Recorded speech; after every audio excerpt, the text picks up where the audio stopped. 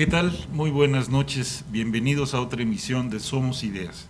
El día de hoy vamos a abordar esta ruta muy original, digamos, de abordar una eventual reforma electoral mediante la creación de una comisión presidencial integrada básicamente por gente del gabinete. Ya se ha anunciado un poco también la ampliación de la agenda, pero en fin, es una ruta que no conocíamos, hay que señalarlo, y que ha merecido pues distintos posicionamientos respecto de ventajas, riesgos y desventajas. Entonces, Marco, no sé, un primer comentario respecto de qué significa, digamos, esta ruta anunciada para abordar la reforma electoral. Bueno, primero que nada un saludo para todos, para todas. Y me parece que la creación de una comisión para la reforma electoral hecha desde la Presidencia de la República tiene diferencias muy importantes en cuanto al método que se sigue respecto de las reformas anteriores. Esta comisión se sale de las discusiones en las cámaras y también se aparta mucho del mecanismo seguido por el presidente Peña cuando el Pacto por México para poder impulsar varias reformas. Creo que la única que al final funcionó fue la reforma electoral, pero hicieron varias reformas que llamaron estratégicas en aquel entonces. Pero otra de las diferencias importantes es que esta comisión está integrada, como tú mencionabas, Rodrigo, esencialmente por personas que son del gabinete o afines a la Cuarta Transformación. En el caso concreto de Pablo Gómez, que recién dejó la unidad de inteligencia financiera, Saldívar, que está por supuesto ahí, Jesús Ramírez, que sigue por supuesto en los trabajos de la presidencia, y el exgobernador de Michoacán, Lázaro Cárdenas. Entonces ese tipo de integración pues sí llama mucho la atención. Hay una exclusión evidente de las demás fuerzas políticas.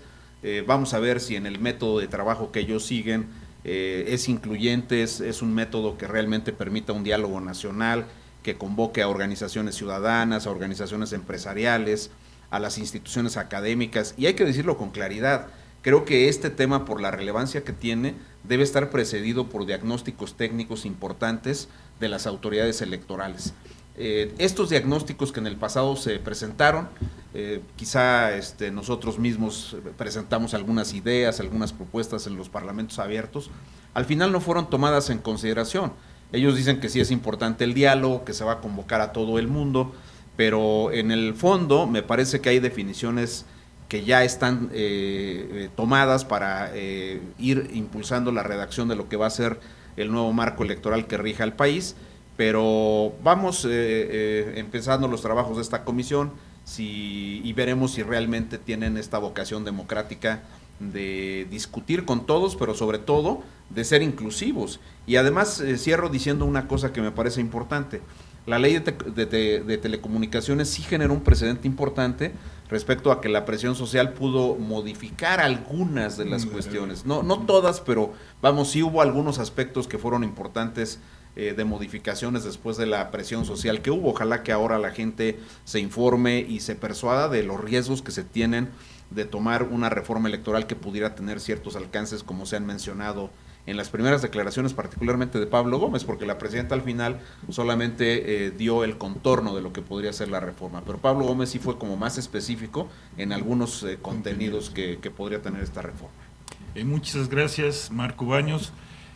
Perdón que omití la presentación. Marco Baños fue consejero electoral del IFE y del INE, además de funcionario del servicio profesional por muchos años.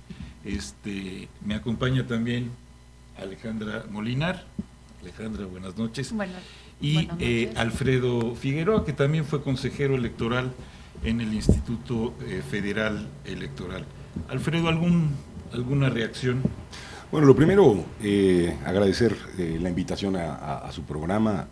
Me gusta estar aquí e iniciar la posibilidad de tener intercambios de ideas sobre un asunto notablemente importante. Un gusto estar aquí también con Alejandra, con Marco, para dialogar sobre un asunto que en mi opinión es del mayor interés de la República en lo que vendrá. Creo que Marco, digamos, acierta primero en empezar a hacer una valoración de dónde surge, qué elementos, digamos, de continuidad histórica hay respecto de la forma en la que se llevaron a cabo las reformas electorales en México a lo largo del tiempo, y cuáles son los elementos, digamos, más destacados sui generis de este caso. Lo primero que llama la atención, me parece, sobre este proceso es que es distinto a los procesos que se llevaron a cabo, digamos, en lo que se ha llamado el régimen, en muchos sentidos, en mi opinión, fallido de la transición, y también creo que es distinto a, digamos, el último tramo de fórmulas que la propia transición se dio como método. ¿Cuál era la naturaleza, digamos, del proceso político que dio lugar desde, déjenme decirlo así, desde Reyes Heroles para acá, en términos de la construcción de ese proceso? Era un proceso que buscaba, sobre todo, tener en cuenta a las minorías, claro, para sumarlas a una discusión pública, política, de cuáles iban a ser las reglas del juego, las nuevas reglas del juego, que por aproximaciones sucesivas se fueron dando en un conjunto de reformas. Incluso, digamos, en aquella reforma, si se quiere, en muchos sentidos inaugural, que es la de Reyes Heroles, hay una participación y un diálogo abierto, también desde la propia Presidencia de la República, entonces, con grupos minoritarios de la sociedad, que algunos de ellos incluso son clandestinos en ese momento. Sí, claro. Hay una historia interesante sobre cómo es que se producen este tipo de cosas. ¿Por qué muchas de las reformas que se produjeron en ese periodo fueron reformas que incluyeron y que buscaron ir ampliando, digamos, la participación de las minorías? Bueno, tenía que ver con un cuestionamiento esencial a las libertades que tenía la gente de asociarse en partidos políticos, por una parte, y por otra, a el cuestionamiento que las elecciones concitaron, particularmente a partir de 1988, y aquella elección en donde participa Cuauhtémoc Cárdenas, Manuel Cloutier, etc. Entonces, el elemento fundamental de ese momento era la búsqueda de legitimidad del propio proceso de construcción de una reforma político-electoral. Deberíamos preguntarnos entonces, evidentemente, cómo es que surgen, o cómo está surgiendo ahora este proceso, en dónde se está colocando la legitimidad para poder producir una reforma de esta naturaleza.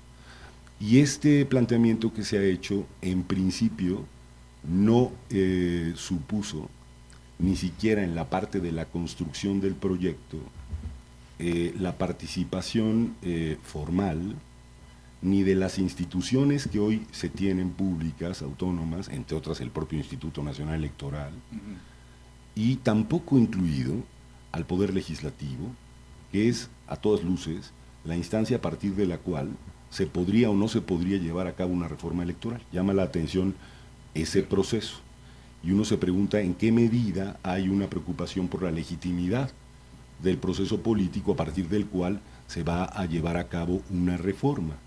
Y esto es importante. He escuchado yo a Pablo Gómez hablar de que esta vez no será una reforma, dice, de camarillas. Bueno, las reformas electorales que se llevaron a cabo a lo largo del tiempo rescataban las distintas opciones y opiniones de los grupos minoritarios en ese momento del país, porque había una enorme preocupación por la legitimidad. Y esa preocupación estaba asociada a la representación que entonces se tenía en los partidos políticos y en las propias cámaras. Bueno, no se puede hacer una reforma para la transición a la democracia desde la democracia. Se producen desde un mundo autoritario que requiere necesariamente la construcción de acuerdos, como ha ocurrido en buena parte de las transiciones del mundo. Es decir, se sientan las representaciones que existen en ese momento y se llegan a acuerdos. Se quiere llamar de camarilla, pero particularmente se llegan a acuerdos a partir de que no hay condiciones institucionales suficientes para tener un vigoroso debate democrático respecto de cómo podrían hacerse vencer resistencias que existen en un país, ¿no? Coloco aquí el acento inicial porque sí advierto que no hay, por lo menos desde el punto de vista del diseño, una extraordinaria preocupación por la legitimidad, en principio, digamos, que incluya formalmente a distintos actores. Se ha dicho incluso en el espacio de propaganda, el programa de propaganda que tiene la presidenta, hoy con Pablo Gómez, que va a haber un proceso de llamado a distintos sectores de la población, que van a invitar a distintos actores, que van a tener una participación, lo cual en principio resulta pues una buena noticia, aunque no hay una formalidad al respecto. Y lo que uno se debería preguntar muy seriamente es si ese proceso realmente intentará darle legitimidad en términos de una auténtica toma de tomar en cuenta las opiniones de distintos actores, de distintos sectores de la sociedad, de los propios partidos políticos, o si se trata de ir por, digamos, una suerte de legitimidad de oropel simulada, en donde lo único de lo que se tratará es de tener una conversación, pero no tener modificaciones relevantes respecto del proceso político. En cualquier caso, y con esto concluyo, sí es un proceso distinto al que advertimos en el periodo de López Obrador. Es decir, López Obrador lanzaba iniciativas, primero la constitucional, luego el intento de la legal, y luego una inclusión de esta naturaleza en lo que se llamó el Plan C, que no supuso siquiera, digamos, una apariencia de legitimación del proceso político. Aquí hay, al menos hoy, ahora, ese intento de legitimación que habrá que ver en qué medida es auténtico y en qué medida no lo es. Sí, digo una cosa más, la ampliación que hemos visto temática, a la que seguramente tendremos ocasión de conversar, incluye no solamente, me parece, aspectos asociados, y habrá que ver en qué medida se desarrollan, a un sistema electoral y sistema de partidos. Incluye algunos otros aspectos que podrían tener que ver con un asunto ya de reforma de corte político. Es decir, en qué medida el funcionamiento y la relación entre poderes va a estar asociada a esta reforma, es algo que tendremos que ir advirtiendo, y hasta dónde pretendemos avanzar o abarcar una reforma de estas características.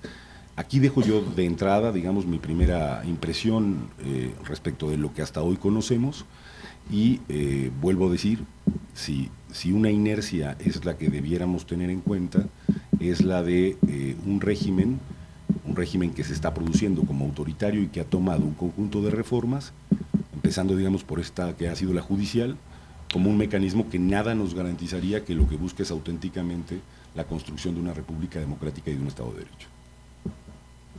De acuerdo. Justo en este tema que mencionas de apariencia de legitimidad, ahí me surgen muchas dudas, porque siento que Morena ha utilizado la voluntad del pueblo, por así decirlo, a través de elecciones que ya vimos claramente que tienen la capacidad de manipular pues, de diversas maneras, ¿no? Entonces tienen una capacidad para influir en la votación sin que sea realmente una votación libre, sino más bien una votación dirigida. Entonces, o sea, mi preocupación se suma a que justamente es eso, es meramente una apariencia de legitimidad, y teniendo este control de cómo pueden controlar, valga la redundancia, el resultado de las elecciones, me parece que están poniendo en el pueblo decisiones que deberían de estar en un comité técnico, perdón. No sé si estoy interpretando las cosas correctamente o si tienen... A ver, si quieres, para mí yo te digo, a ver, yo lo que pienso es que primero hay un asunto que es falso, y ese asunto falso tiene que ver con que alguien en México se pueda sentir como el auténtico y único representante del pueblo. De acuerdo. Eso, en principio, digamos, es muy característico de regímenes fascistas, en términos generales, ¿no? Entonces, me parece que es un tipo de argumento, un tipo de relato, un tipo de narrativa con la que han intentado volver legítimas decisiones que en realidad toma una persona o un grupo pequeño de personas, ¿no? Sí. En ese sentido, no sé si en ese sentido iba la pregunta, pero me parece que es claro que para poder representar al pueblo, el mejor lugar donde se representa al pueblo de México, el mejor lugar, el mejor poder, donde eso, digamos, tiene visos más o menos racionales de construcción, es la Cámara de Diputadas y Diputados, que es en donde está auténticamente la representación incluso proporcional del pueblo. No es así en la Cámara de Senadores, que es en realidad la representación del pacto del Estado mexicano, del Estado federal, o el Ejecutivo, que es en realidad el producto de una mayoría por la que es posible llegar al poder. Entonces, ahí advierto una primera, digamos, posible trampa. Y luego, lo que yo diría en relación a si se manipula o no, es, no pareceríamos estar en un momento en donde, yo no pienso que la gente no es que no pueda opinar, por supuesto que es absolutamente válido, legítimo, correcto, adecuado, que las personas participen en la construcción de las reglas del juego democrático en un país. De acuerdo. Y hay que ver a partir de qué vehículos, a partir de qué mecanismos, a partir de qué elementos eso se hace posible. Puede ser una consulta, puede ser evidentemente foros, puede haber debate, etcétera, pero ciertamente una vez que la ciudadanía, digamos, ha hecho un planteamiento con una discusión cívica lo más amplia posible, etcétera, es necesario hacer una traducción de los intereses y del bien superior que persigue una reforma a una determinación de orden y de carácter técnico, ¿no? A mí me preocupa, ya lo adelanto, cosas que suenan, que incluso a la ciudadanía le pueden sonar bien. ¿Por qué no quitamos el dinero a los partidos políticos? ¿Por qué las elecciones cuestan tanto en México? ¿Por qué? Es decir, si simplemente hacemos preguntas en una, digamos, encuesta, como se está planteando, de esta naturaleza, pues es evidente que la respuesta a esas preguntas va a tener una dirección, un direccionamiento ya clarísimo. Claro. Ahora, ¿cuáles son las consecuencias de eso? No es algo que esté sujeto necesariamente a un proceso de consulta tal cual. Para eso sirven los parlamentos, para tener una deliberación amplia de la representación y decir, mire usted, si yo le quito a usted los recursos que tiene para poder llevar adelante las actividades democráticas del país, es tanto como si en una casa yo le digo, mire, pues ya no va a haber posibilidades de que usted pueda invertir, déjeme decirlo así, en temas importantes como las vacaciones, la salud, la educación, etcétera, pero vamos a ahorrar mucho dinero. Este es el tipo, digamos, de juego que me parece que ha ocurrido sistemáticamente en este periodo, en donde se pretende la legitimación de decisiones contrarias a la democracia a partir del ahorro, a partir de que el pueblo así lo está mandatando, a partir de que hay una nueva realidad. Nuestro sistema electoral requiere modificaciones, sin duda, pero requiere modificaciones con el concurso de la ciudadanía, de los representantes de la ciudadanía, que han sido los partidos políticos, de la sociedad civil, etcétera, y estableciendo cuál es el objetivo central. Y creo que ese es la defensa de los derechos que conquistamos, muchos de ellos a lo largo de muchas décadas en México. Es que yo creo que también el motor de esta agenda, de esta reforma, también es muy original. No es a partir de los agravios a la oposición o que la oposición identifica como cosas a mejorar, tanto en el proceso electoral del 24 como en la elección judicial. Es una agenda construida a partir de necesidades del gobierno. Eso también nunca lo habíamos tenido. Es decir, como bien lo señalaban ambos, la mecánica de las reformas era inclusiva desde el origen, desde cómo se marcaba la agenda. Cuáles eran los temas ya suponían una inclusión. Aquí no es el caso. No es el caso. Y también está este asunto que señalaba Ale. Este asunto de no a las camarillas, sí al pueblo, con respuestas condicionadas, o sea, con preguntas que ya tienen la respuesta, me parece que es una ruta muy peligrosa, porque pareciera que la elección del 24 fue buena, y estuvo plagada de irregularidades, desacatos, piso disparejo, actos anticipados, es decir, no faltó casi nada, digamos, de las cosas que ya habíamos superado. Y entonces parece que el punto de partida es nada más vamos a quitar el dinero a la política, vamos a quitar los pluris, no porque ni siquiera se plantea un tema de representación, sino es que se volvieron el monopolio de los dirigentes. Pues es una estrategia de partidos, no es una cosa de... Si no se pone en el centro de la mesa el tema de la representación. Yo creo que tanto Ale como tú, Rodrigo, y por supuesto Alfredo, han tocado un punto que me parece muy importante. Hoy día la línea divisoria entre el Poder Ejecutivo, el Poder Judicial y el Poder Legislativo es inexistente. Hasta antes de la elección judicial, la Corte, el Poder Judicial en general, había servido como un esquema de contrapeso importante al gobierno. Pero eso se acaba una vez que se instala el nuevo Poder Judicial.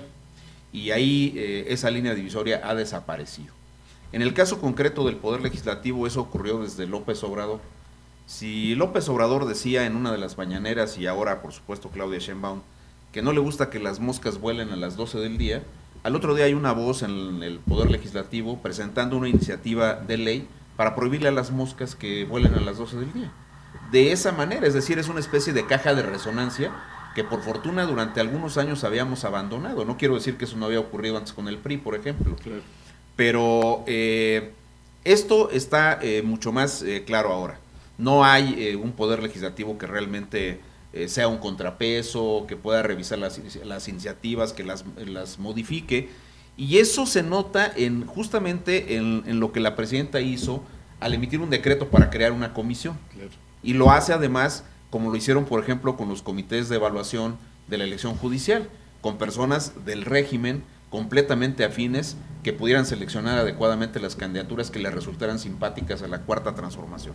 En este caso son personajes de la propia Cuarta Transformación, y mucho me temo que en los inicios de los trabajos de esta comisión sí hay definiciones que ya están prefiguradas, que no hay vuelta de hoja. Pablo Gómez, en esta entrevista que le dio al diario El País, fue muy contundente en decir temas como esas juntas distritales del INE hay que desaparecerlas. Eso se refiere un poco es como una respuesta a lo que la presidenta planteó como el objetivo de disminuir los costos en las elecciones, ¿no?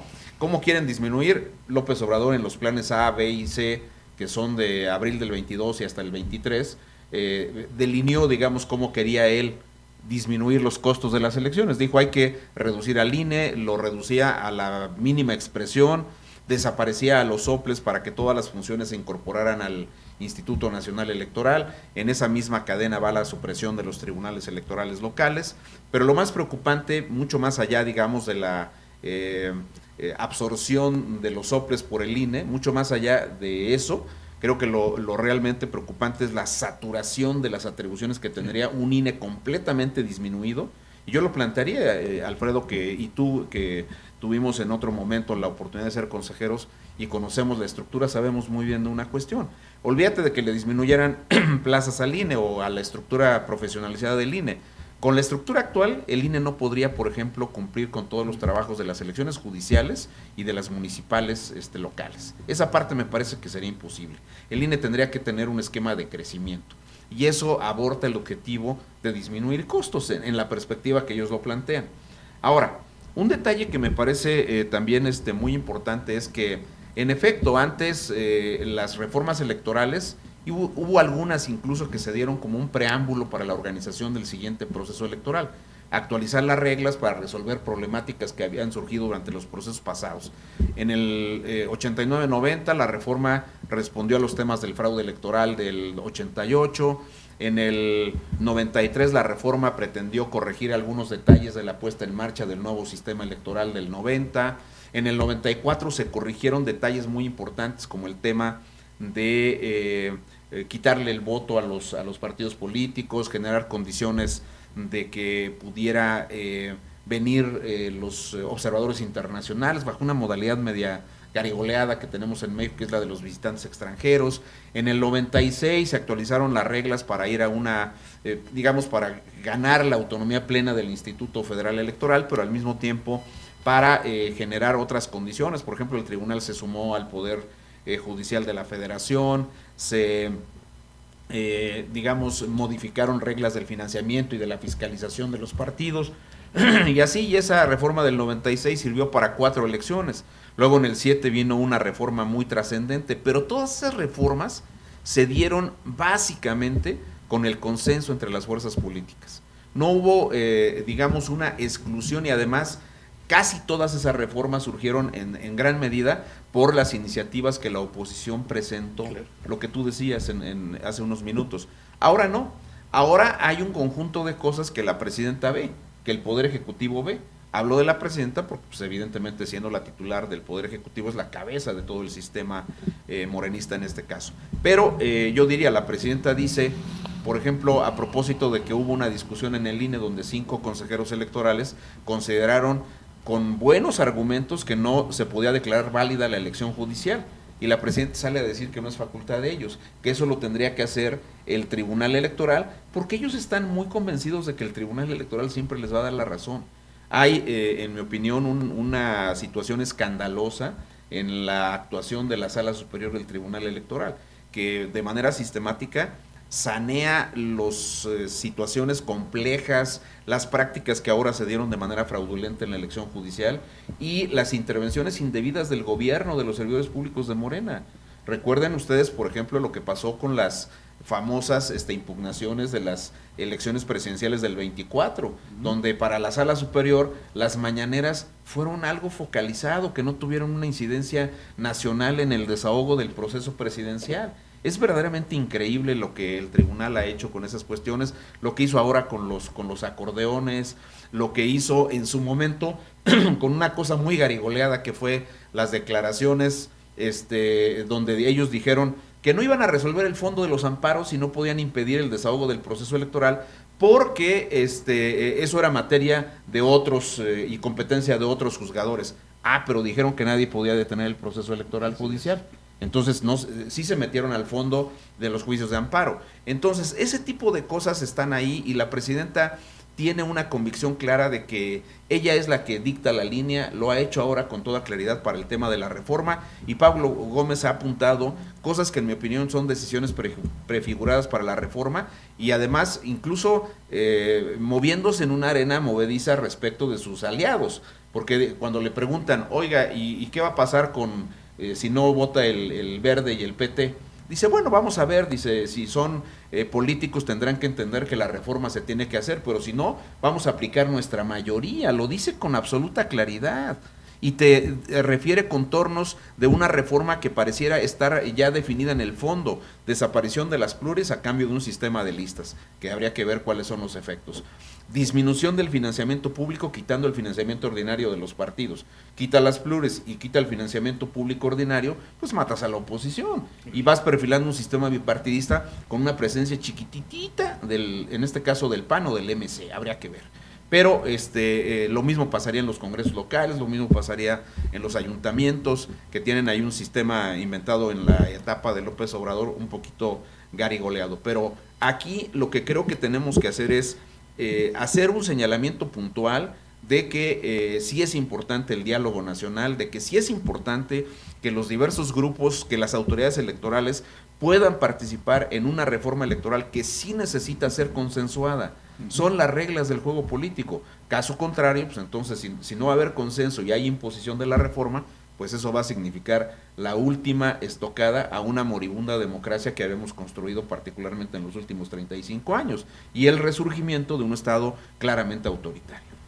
Pero aquí, Marco, lo que me preocupa más es que se trate de dar que traten de hacer una simulación, que es lo que me parece que están haciendo, de justamente un diálogo y de una reforma que parezca consensuada, porque sí hablaron de incluir a la sociedad civil, a los partidos de oposición, con otra palabra, pero a la ciudadanía. Entonces sí hablan de incluirlos, pero como bien hemos comentado o en alguna conversación contigo, Rodrigo, les dan voz pero no voto. Entonces simulo que te estoy incluyendo en la conversación y sí lo estamos haciendo, pero al final del día, como tú dices muy bien, la mayoría la tengo, la decisión la tomo yo. Entonces lo que me preocupa es justamente cómo van desarrollando esta narrativa de que somos incluyentes, de que esto es un proceso democrático, aunque quitemos plurinominales, pero al final del día estamos haciendo lo que el pueblo bueno quiere. Mira, este es un gran tema. Alfredo creo que apuntaba una reflexión muy interesante sobre ello. Los regímenes totalitarios tienen varias cosas para poder tener el control. Primero, tienen una base electoral firme. Ellos lo lograron con los programas sociales. Tienen cerca de 28 millones de personas en los programas sociales, afiliados a los beneficios de los programas sociales, más los beneficiarios indirectos. Esa es una base electoral muy sólida que tiene Morena. Súmale un descrédito tremendo de los partidos políticos de oposición, y luego en cada cosa ellos, aunque no sea cierto, como pasó con la reforma judicial, ellos dicen, el pueblo la pidió. En la campaña, vamos a ver cuántas veces la presidenta realmente se refirió o cómo se refirió al tema de la reforma judicial. Pero el discurso fue, en la campaña, nosotros lo planteamos y la gente exigió que se hiciera la reforma electoral. Y entonces ellos se van apropiando del concepto de pueblo, se van apropiando del concepto de democracia, y la democracia es lo que ellos dicen que es, y el pueblo es lo que ellos dicen que es. Y ahora lo que la presidenta ha dicho es, vamos a consultar al pueblo para ver qué opina y qué tipo de reforma quiere.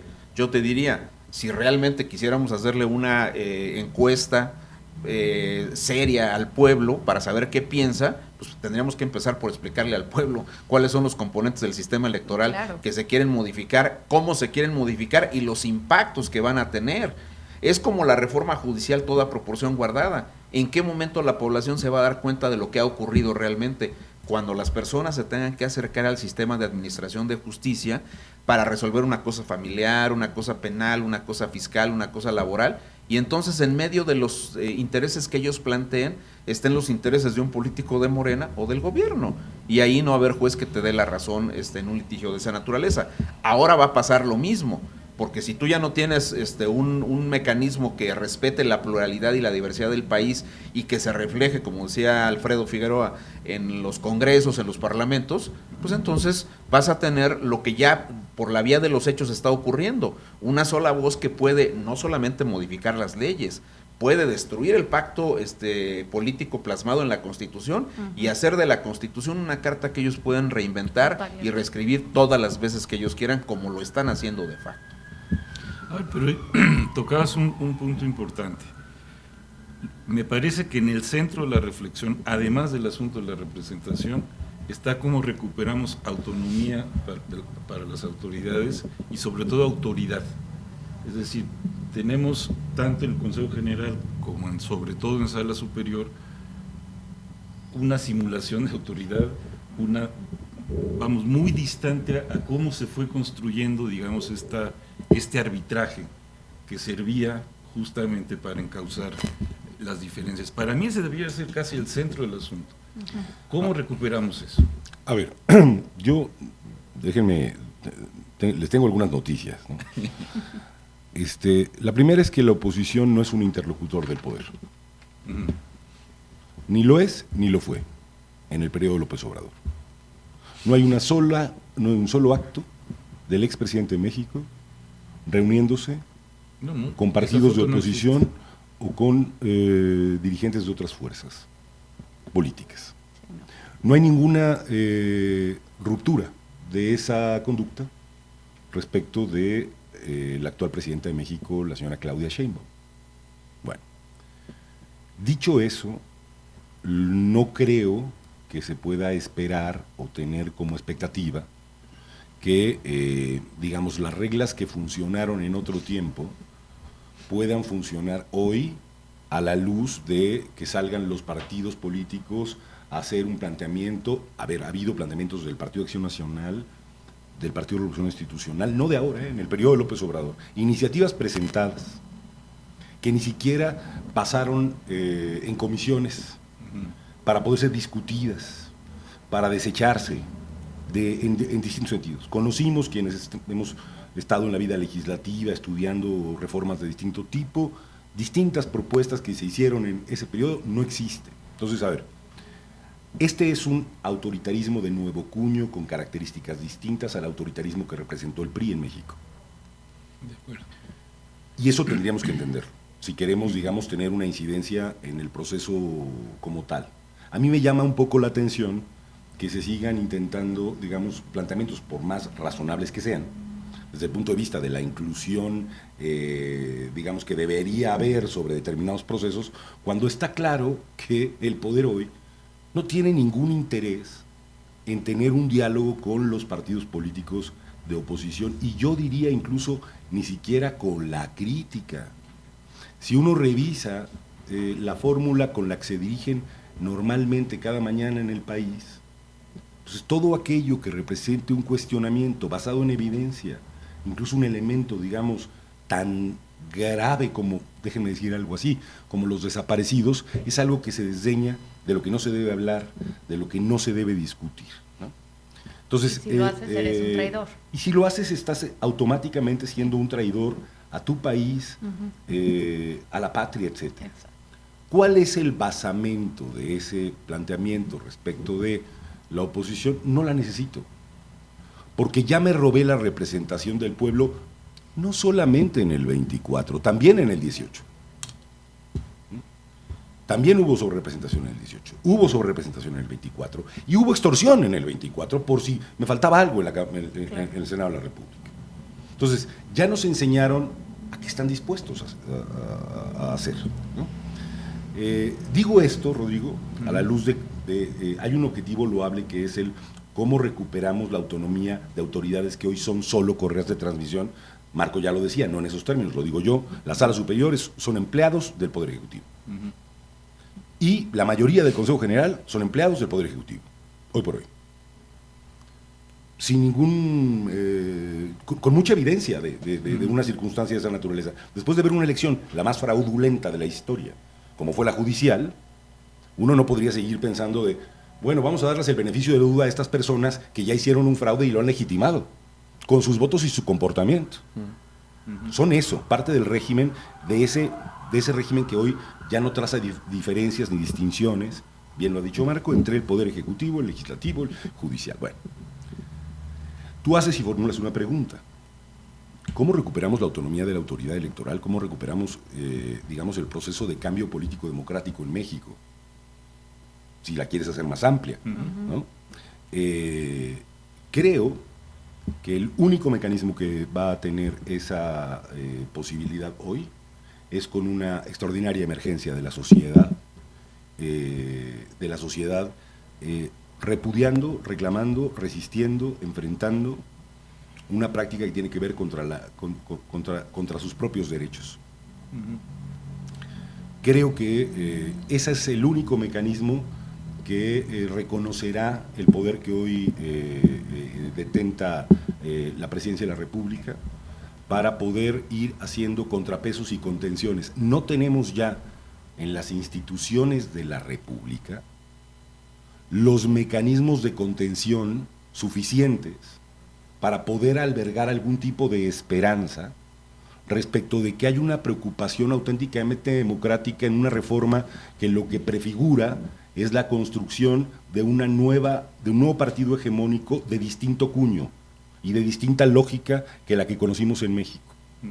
Eso es lo que creo que estamos enfrentando.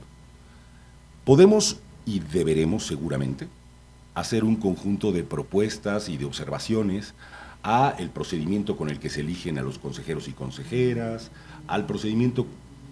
No hay previsto en esta reforma algo similar, más bien les extendieron el mandato a los empleados de la presidenta, que hoy están en el poder, en la sala superior del tribunal, y además se han incorporado, merced al acordeón, nuevos empleados a la sala superior. Bueno, dicho esto, creo que si bien hay que tratar de buscar las claves ciertamente en aspectos y valores que se tuvieron en el pasado, lo que necesita construirse desde la sociedad, igual con los partidos, como ustedes que están buscando ser un partido emergente, con organizaciones de la sociedad, con los partidos constituidos, es sí ir planteando un nuevo método de resistencia y lucha. De acuerdo. Respecto de cómo oponerse con toda la vehemencia de la que se sea capaz a este intento de último golpe para un propósito, que creo que es el que está detrás de este asunto. Y podemos discutir los plurinominales y podemos discutir un montón de aspectos. Sí. Ya Marco decía cosas que serán terribles respecto de la desaparición de una estructura, pero sobre todo creo que la búsqueda está en un sentido que además es preocupante por varias razones. No tener otra vez elecciones competitivas en México. Sí, claro. Haberlas tenido era un avance democrático. No era la democracia en sí completa, ni desarrollada desde el punto de vista de tener unas nuevas reglas del juego en todo el país, etcétera, pero era un avance fundamental que hoy pretende desaparecerse. Esto es lo que está en juego. Lo que está en juego es que ya no haya competencia democrática en México, sino hay lo que permitió el PRI en algunos momentos, sí, 3 o 4 legisladores, una apariencia, digamos, democrática sobre determinadas cosas. Digo una cosa más. Finalmente, este es el que veo. En relación a nuestra materia de especialidad, que ha sido durante mucho tiempo los organismos electorales, etcétera. El INE, ya no digo el tribunal, pero el INE tiene hoy una precarización absolutamente inaceptable y pretende ahondarse ese proceso de precarización. Lo que estas personas no sé, es decir, el proyecto político de no sé si de Claudia Sheinbaum o de el presidente de la República, expresidente de la República, no sé de quién en concreto, no está previendo es que la destrucción institucional que están llevando a cabo puede traer un problema más o menos relevante de gobernabilidad en México de grados muy importantes. Cuando tú dejas de producir árbitros que desde lo local, desde lo distrital, desde lo nacional, podían ser pacíficamente quienes resolvieran las disputas por el poder, en un país con el contexto como en el que hoy se sume el nuestro, desaparecer sin opción, ojo, porque aquí no es voy a desaparecer estos distritales porque voy a construir una nueva estructura nacional, no existen más. No existen más las reglas, o no existirían más las reglas para tener un buen registro federal de electores. No me importa cómo se capacite a las personas, no me importa si la autoridad, los distintos actores de la zona reconocen legitimidad en esa institución que un día se llamó Instituto Federal Electoral o se llamó Instituto Nacional Electoral. No me importa. Lo que estoy produciendo es solo un relato a partir del cual yo pretendo que la disputa por el poder no sea tal. Bueno, eso puede generar, infortunadamente, procesos de violencia, procesos asociados a, digamos, ya digo, la no posibilidad de gobernar en determinadas zonas y regiones y a perder las competencias profesionales que te permitieron a lo largo del tiempo ir conduciendo de manera, en algunos sentidos pacífica, en algunos momentos de la historia, la disputa por el poder público. Creo que ahí está una de nuestras reflexiones más profundas sobre qué es lo que enfrentamos y por eso hablo de la importante, digamos, de que el movimiento democrático, si existe todavía en este país, no me importa si viene del sistema de partidos o si viene de la sociedad o si viene de donde venga, de los grupos, de los sindicatos, de donde venga, se pone al frente de una demanda por impedir que la destrucción total, que es la que se está planteando, termine por consumarse en México.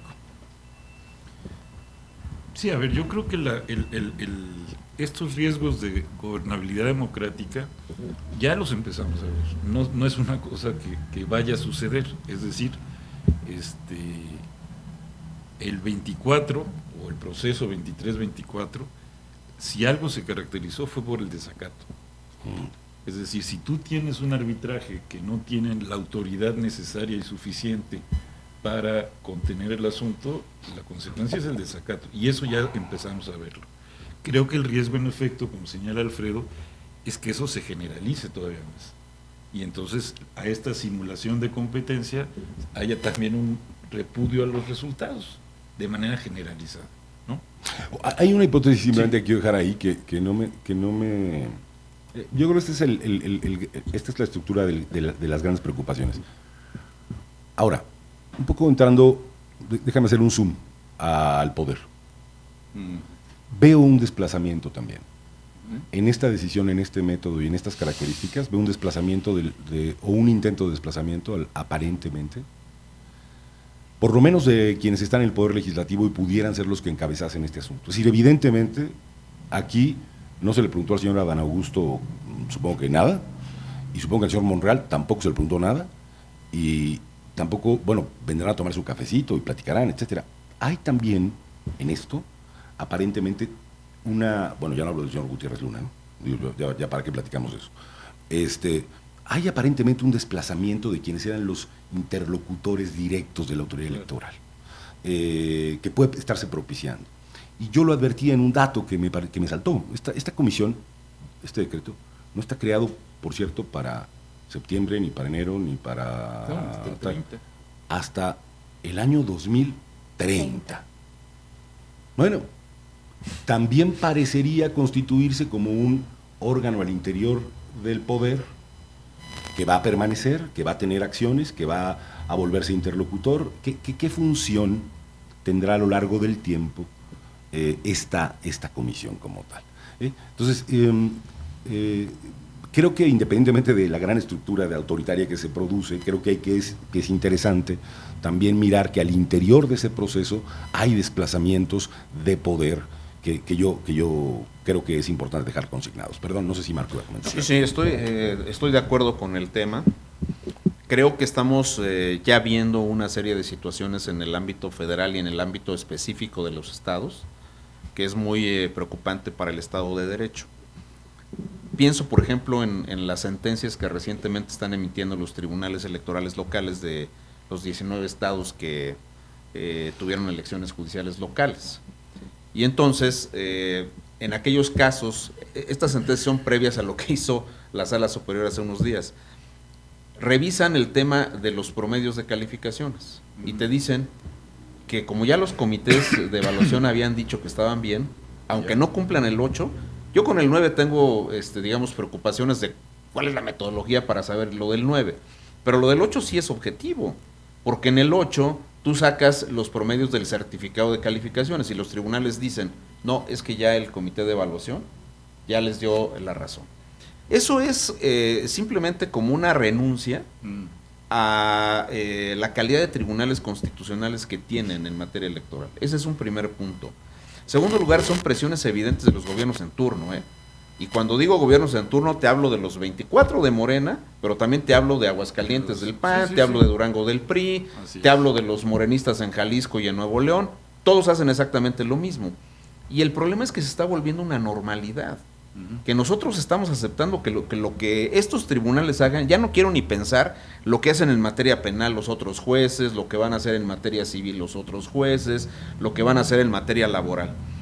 El arbitraje en México, me parece a mí que con López Obrador y con ese acercamiento paulatino, inexorable que tuvieron con el Tribunal Electoral Federal, se concretó un esquema de absoluta impunidad para los actores políticos más relevantes. El presidente de la República no solamente se la pasó con las mañaneras en un esquema de propaganda en favor de su partido, sino que lo utilizó como una tribuna para ir deteriorando paulatinamente la imagen de los partidos de la oposición. Y lo logró. El plan C, en el fondo, era un llamado para no votar por los partidos de la oposición a propósito de lo que estaba pasando en el Estado de México. Hay que recordarlo con toda claridad en las últimas elecciones locales donde ganó Delfina Gómez.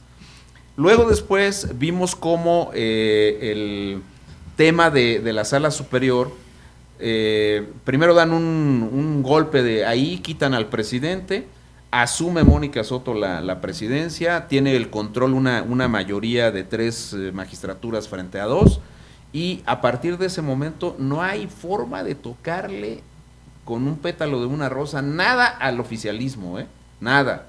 Recuerden lo que hicieron con las famosas mañaneras, lo que hicieron con los programas sociales. Es verdaderamente deprimente cuando además hay una multitud, una enorme variedad de demostraciones en videos, en investigaciones periodísticas, en testimonios de los propios beneficiarios.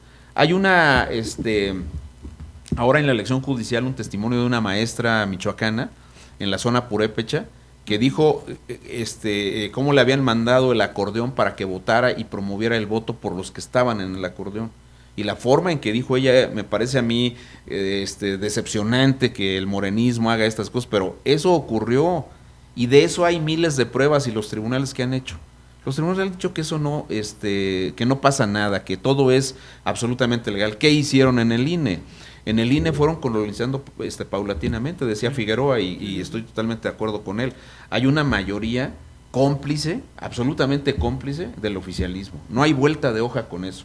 Sí sigue habiendo voces de algunos consejeros que la verdad han dado una gran batalla por restablecer algunas condiciones de equidad en la contienda, de apego al principio de imparcialidad, a todos los principios que rigen la función electoral, pero son minoría.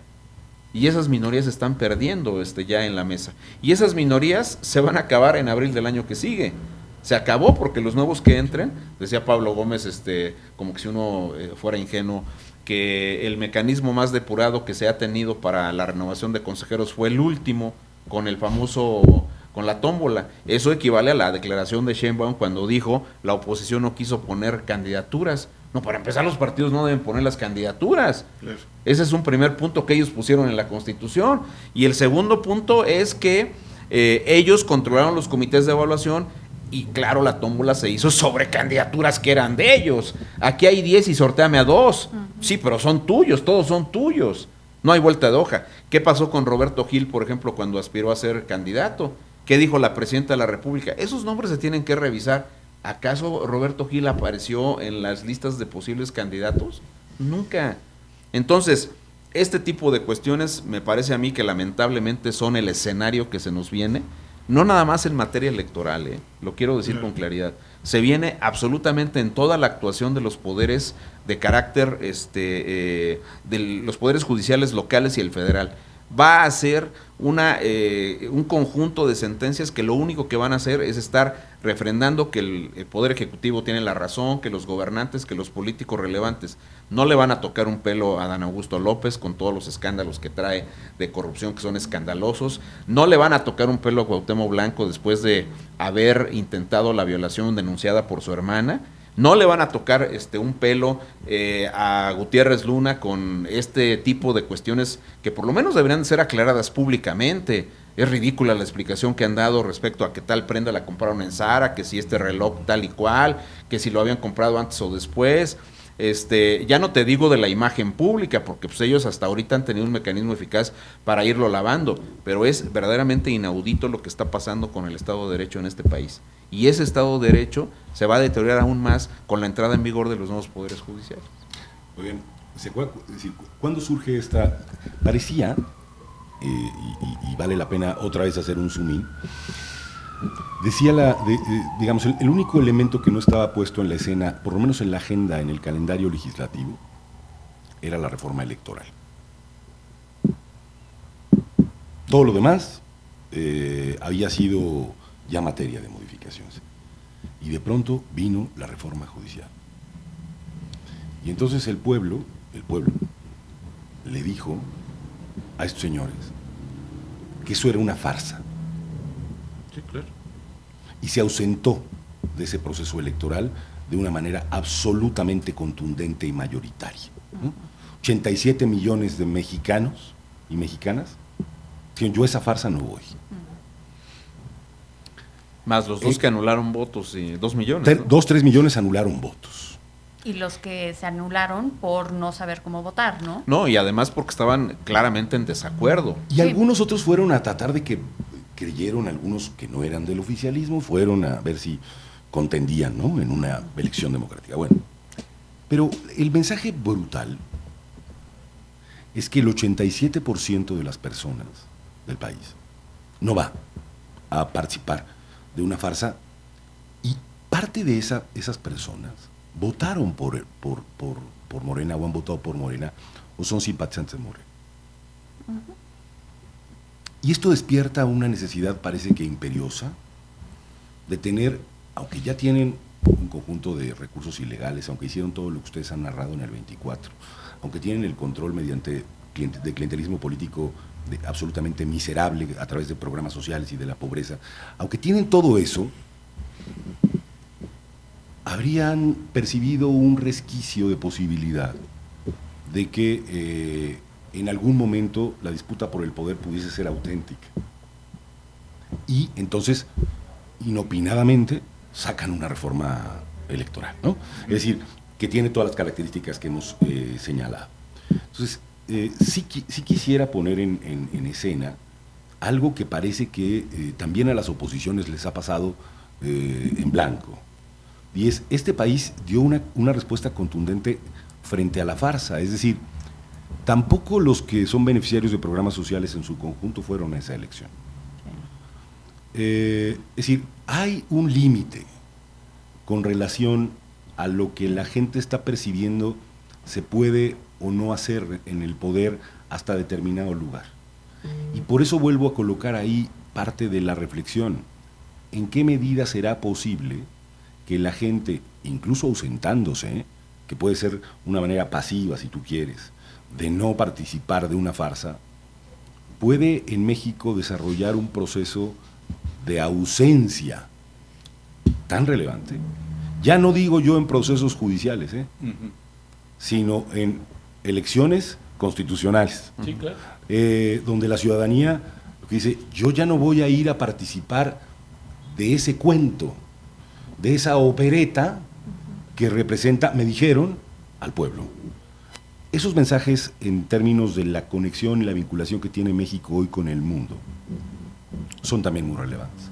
No hay un solo especialista en el mundo que reconozca lo que acaba de ocurrir en México en el Poder Judicial, un especialista Sí. que podamos decir su nombre, digamos, para decirlo de alguna manera, que reconozca en algo como un proceso democrático lo que se ha vivido aquí. Todos los organismos internacionales, todos los analistas del mundo han señalado que lo que aquí se ha dado es un golpe al Poder Judicial y una desaparición de un poder en México. Ya no tenemos Poder Judicial. No es, a lo mejor hay que perfeccionar lo que decía Baños. No es que se hayan borrado los límites, es que ya no existe ese poder. Porque el único poder que auténticamente manda es el Ejecutivo y el oficialismo desde esa perspectiva. Ya no se puede llamar a eso un poder como tal, ¿no? Sí, sí. Entonces, son sutilezas, pero creo que son elementos también que nos ponen alerta respecto de cuál podría ser el camino de resistencia, por una parte, pero también de los propios problemas que ese oficialismo se está creando a la luz de tener esta fórmula, digamos, de destrucción generalizada de las instituciones y de la República en muchos sentidos, ¿no? Que no sé si estamos en tiempo. Estamos cerrando. No, pero rapidísimo, nada más comento. En este tema que estás diciendo de resistencia, lo estás vinculando con un tema de ausencia, de participación, que se me hace importante reflexionar sobre el punto, porque la ausencia al final del día, o sea, la falta de acción acaba favoreciendo al poder. Entonces sí es muy importante en la sociedad que no nos demos por vencidos ya, y que más bien, por más que entiendo que es una declaración muy clara que el 87% no participamos en ese proceso, la forma de seguir adelante no puede ser con una ausencia de participación. No sé si estás de acuerdo. Estoy de acuerdo, sí, me parece que hay que, la gente, es un asunto de conciencia, la gente que tiene que decidir, pero también de vehículos, ¿vale? Es decir, yo creo que la gente no advierte, no ha advertido, no acaba de encontrar cuáles son los vehículos para oponerse, ¿no? De acuerdo. Pero por eso sí yo llamaba la atención con la ausencia. Si la ausencia es también una forma de oposición, eso puede también ser lo que al final resulte de cosas como esta. Y es muy grave que una cosa de esa naturaleza, imagínate a un poder legislativo electo, ha ocurrido en México, con niveles muy bajos de participación, pero ahora más bajos si fuera el caso. Veremos, ojalá que no sea ese el caso, pero nada nos indica que no podría ocurrir una cosa de esta naturaleza. Estamos terminando, no sé si quieres hacer... Bueno, yo creo que tenemos que seguir deliberando sobre estos temas. Lo peor sería cruzarnos de brazos y no oponer por lo menos los argumentos y ofrecerle a la ciudadanía pues un esquema de análisis distinto al oficial sobre estos importantes asuntos. Sí creo que es de la mayor relevancia para el país el tema de la reforma electoral, y creo que tenemos que ejercer toda la presión que podamos por el cauce institucional para poder incidir en los trabajos de la comisión. Muy bien, pues con esto estamos llegando al fin. En efecto, se trata de una discusión abierta que estaremos revisitando más de una vez, porque sí es urgente, digamos, poner a salvo elecciones competitivas y detener la pauperización de la autoridad, tanto electoral como judicial. Muy bien, pues muy buenas noches, tengan todos ustedes. Gracias.